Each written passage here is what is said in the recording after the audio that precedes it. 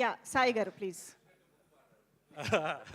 కానీ ఒకటే చెప్పగలను, ఈ సినిమా వస్తున్నప్పుడు మెగా అభిమానులు కానీ లేకపోతే సగటు ప్రేక్షకుడు కానీ ఎవరైనా సరే అనిల్ రావుపూడి మెగాస్టార్ చిరంజీవి గారు కలిసి వస్తున్నారంటే ఈ సినిమా గ్యారంటీగా బాగుంటుందని వాళ్ళు ముందే ఫిక్స్ అయ్యి ఈ సినిమా చూశారు.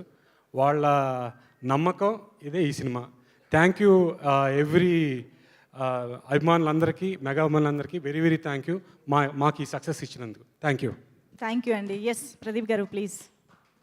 మెగాస్టార్ సినిమా ఫస్ట్ డే టికెట్ దొరకడం అదృష్టం మాకు చిన్నప్పుడు.